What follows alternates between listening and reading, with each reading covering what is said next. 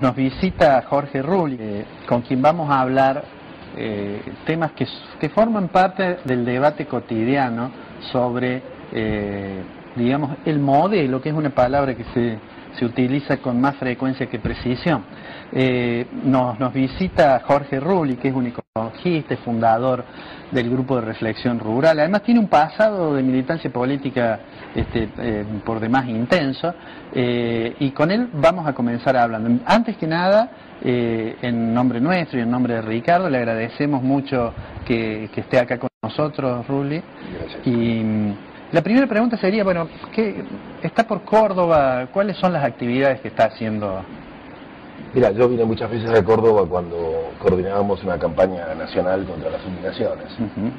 Eso lo dejamos hace más de un año, por muchas razones, entre otras porque, bueno, la campaña, en la medida en que publicamos un libro, un informe final, se lo hicimos llegar a la Presidenta, le anunciamos que esto iba a ser un tema de derechos humanos y de crímenes de lesa humanidad de aquí a 10 o 20 años, cuando la sociedad tomara conciencia de lo que estaba pasando.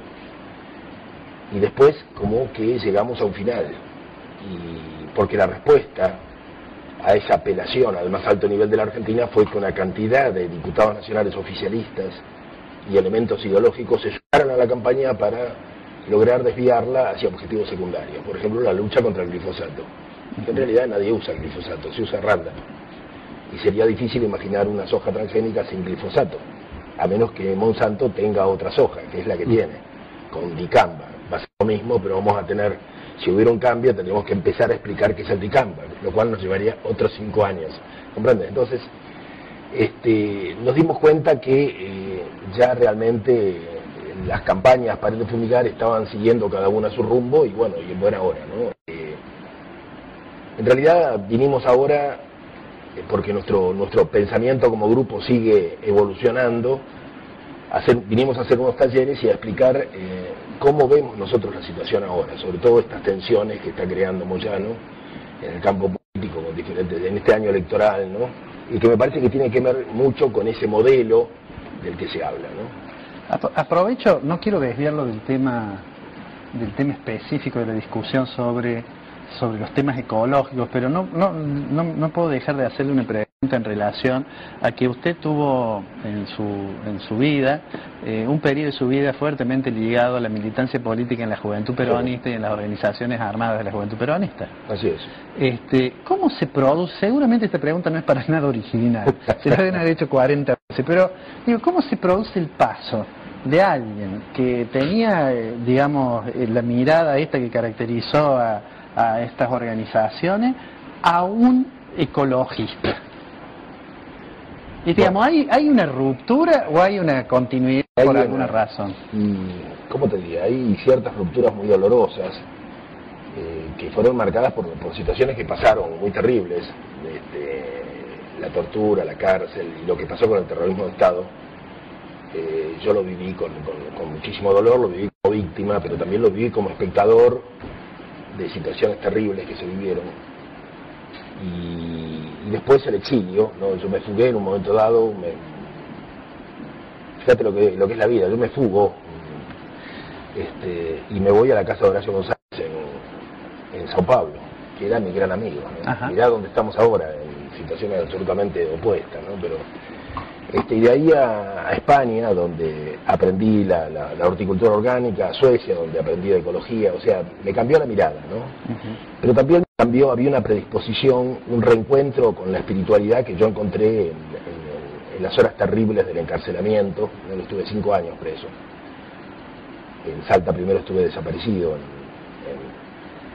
Bueno, fue todo muy terrible aquello, y me parecía a mí que teníamos que salir de esos escombros con una mirada nueva, que es lo que no encuentro habitualmente. O sea, los pensamientos de los años 70 siguen congelados y empobrecidos en muchísimos altos funcionarios de la Argentina, que siguen cultivando un marxismo economicista, no solamente en Argentina, en Uruguay, ¿viste? Yo estuve también encarcelado en otra oportunidad con Pepe Mujica, estuve un año en Punta Carretas, bueno, por la actividad que teníamos con el peronismo en la otra orilla, y veo que los modelos son muy parecidos. y te podría decir lo mismo en cierta medida de Bolivia o de Ecuador. Hay modelos parecidos y me he preocupado por tratar de entender, junto con otros muchos compañeros de la ecología, de la lucha antiglobal, qué está pasando en América Latina, ¿no? Donde imperan modelos extractivistas, agroexportadores con dirigencias de los años 70. Es como que cierto marxismo ha asumido el legado de la vieja burguesía y pretenden llevar adelante el crecimiento, el crecimiento y la modernidad, con un discurso de centro izquierda o de izquierda, y no comprende que el mundo ha cambiado, que el mundo requiere otro tipo de situaciones y que además el mundo se está terminando. O sea que las contradicciones no las producimos nosotros desde nuestra propia dinámica, sino que las produce el planeta. Es lo que pasó con los países árabes. Es el cambio climático en Rusia, y que Rusia no tiene trigo para exportar a Egipto, lo que provoca un estallido porque no hay pan. Y cae Mubarak, que era un sueño increíble, unas semanas antes nadie lo había imaginado, pero sobre eso se extiende la rebelión por todo el norte de África. Y ahora no hay cómo parar a los africanos, porque todas esas dictaduras tenían compromisos para detener a los africanos que no llegaran a Europa, los tenían en campos de concentración. Ahora los africanos cruzan directamente, por eso es que están llegando en masa, y Europa no sabe qué hacer con esta marejada de África, que también tiene que ver con nosotros. Porque un pollo alimentado con la soja argentina, si llegaba a 4 veces el valor de un pollo producido en África en condiciones naturales. O sea, nosotros tenemos mucho que ver la producción de soja con muchísimos cambios que se han producido en el mundo y no lo asumimos, ¿no? Entonces, este tema del modelo que se habla, ¿no? Yo no sé si tengo un par de minutos. Sí. Yo siento que, si bien este modelo lo inicia Felipe Solá en la época de Menem con la habilitación de la soja transgénica RR, me parece que es este gobierno, y además yo lo conocía a Felipe, yo trabajaba en la Secretaría de Agricultura y veía la incapacidad de comprender lo que tenían entre manos. En realidad eran como directivas que recibían, pero no entendían. Yo mencionaba aquí, en un momento dado, yo propongo un congreso sobre la hombricultura y se mataban de risa los directores, y me explican que lo que pasa es que no sabían el rol de la lombriz. Ellos manejaron la política de suelos de la Argentina, una incompetencia absoluta. ¿Qué pasa? Este gobierno es como que sí entiende, y entonces lo que hace con el modelo es institucionalizarlo de un modo como antes nunca se había dado. Le ponen un ministro de Ciencia y Tecnología, que en realidad es de Biotecnología, le ponen un ministro de Agricultura, que además es hombre de la Iglesia, con lo cual cierran con la Iglesia, el ingeniero Serantes de asesor. El ingeniero Serantes es el jefe de la Pastoral Social.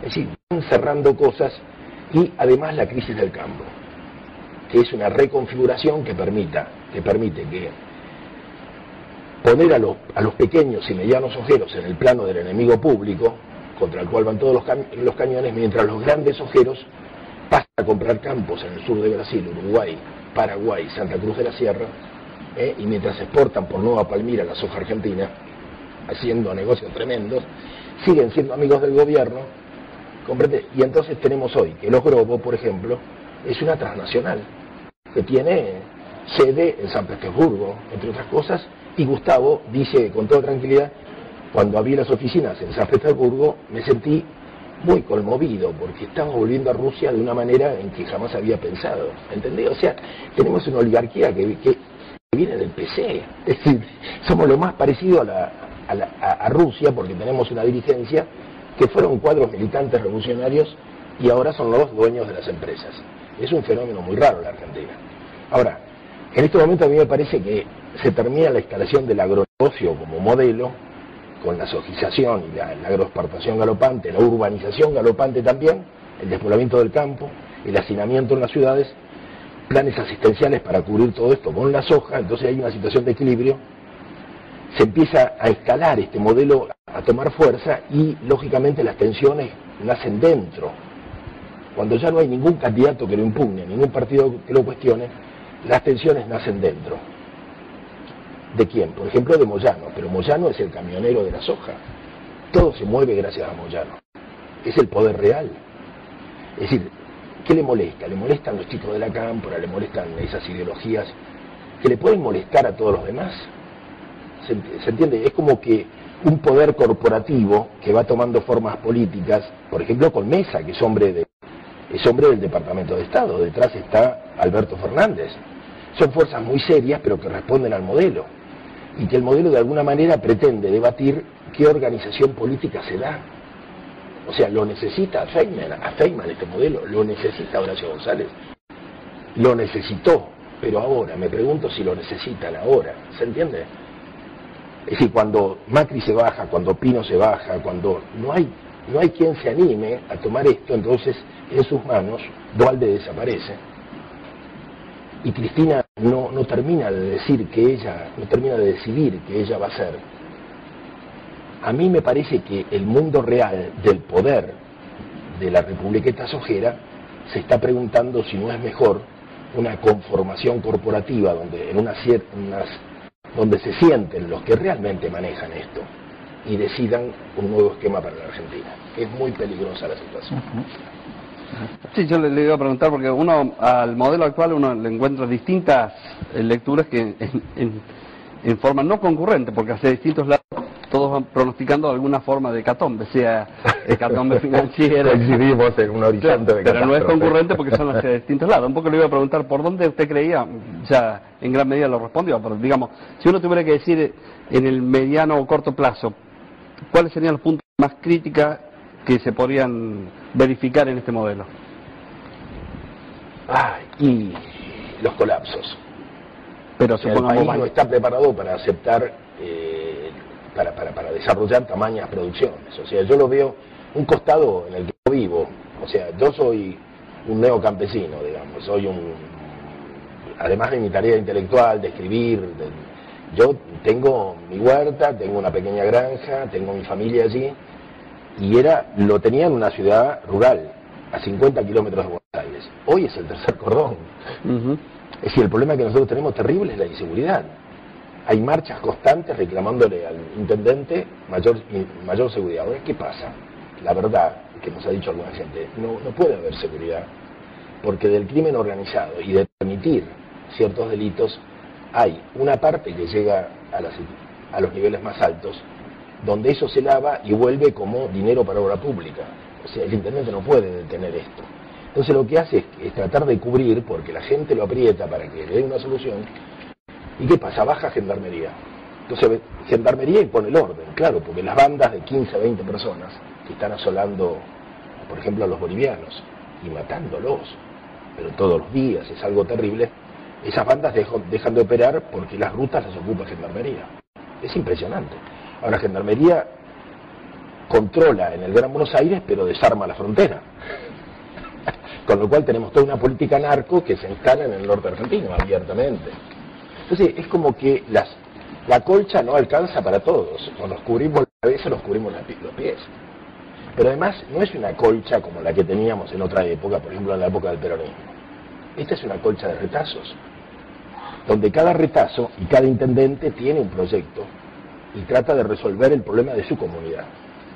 Y las minorías sexuales también, y las minorías sindicales, y cada uno, o sea, falta un proyecto de país. Entonces yo veo que a medida que cada minoría o cada sector resuelve su problema, se empeora el problema general. O sea, cuando a cada uno le va bien, a todos nos va mal, tomando algo que dijo Menem, ¿no? No sé si esto se explica.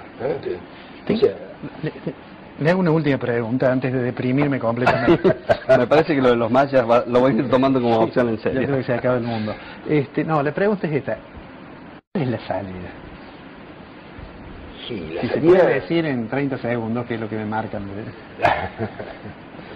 No, salida no hay. No, yo creo que lo que nosotros, por ahora, lo único que vemos es revertir la conciencia que hay en el plano de lo simbólico, donde nosotros damos la batalla, al plano de la memoria, que los argentinos recuerden que hubo un país diferente y por lo tanto es posible otro país, en el campo de lo simbólico, dándole batalla al crecimiento, desde el decrecimiento. Nosotros proponemos decrecimiento, soberanía alimentaria, volver a los procesos a la idea de la liberación nacional, mientras toda la izquierda habla de emancipación, no es lo mismo.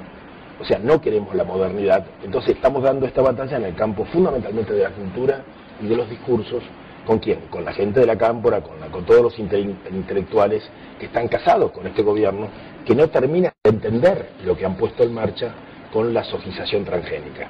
O sea, esto se los lleva puesto a ellos y más adelante se los va a llevar puesto a Moyano también, ¿comprende? Porque esto Es decir, lo que han desatado es una producción, ellos le llaman la revolución agraria, segunda, pero en realidad es impresionante la capacidad de la Argentina para exportar soja, y esta fuerza, a mí me parece, y sobre todo los conurbanos enormes y 7 millones de personas que dependen de planes asistenciales, aseguran un horizonte de catástrofe. Yo no veo otra cosa, a menos que surja en algún lugar un liderazgo que diga, fijemos una estrategia y vamos a salir de la soja gradualmente.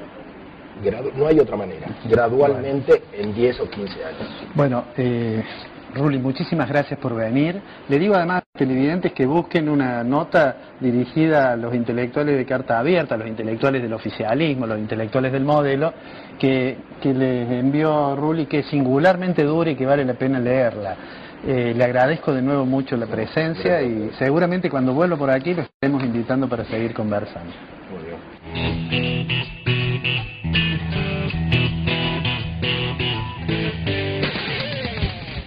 Presidente, le anunciamos que esto iba a ser un tema de derechos humanos y de crímenes de lesa humanidad de aquí a 10 o 20 años, cuando la sociedad tomara conciencia de lo que estaba pasando, y después como que llegamos a un final, y porque la respuesta a esa apelación al más alto nivel de la Argentina fue que una cantidad de diputados nacionales oficialistas y elementos ideológicos se sumaron a la campaña para lograr desviarla hacia objetivos secundarios. Por ejemplo, la lucha contra el glifosato. En realidad nadie usa el glifosato, se usa Roundup. Y sería difícil imaginar una soja transgénica sin glifosato, a menos que Monsanto tenga otra soja, que es la que tiene, con dicamba. De reflexión rural, además tiene un pasado de militancia política por demás intenso, y con él vamos a comenzar hablando. Antes que nada, en nombre nuestro y en nombre de Ricardo, le agradecemos mucho que esté acá con nosotros, Rulli. Gracias. Y la primera pregunta sería, bueno, ¿está por Córdoba? ¿Cuáles son las actividades que está haciendo? Mira, yo vine muchas veces a Córdoba cuando coordinábamos una campaña nacional contra las fumigaciones. Eso lo dejamos hace más de un año, por muchas razones, entre otras porque, bueno, la campaña, en la medida en que publicamos un libro, un informe final, se lo hicimos llegar a la... Nos visita Jorge Rulli, con quien vamos a hablar temas que forman parte del debate cotidiano sobre... digamos, el modelo, que es una palabra que se utiliza con más frecuencia que precisión. Nos visita Jorge Rulli, que es un ecologista y fundador del grupo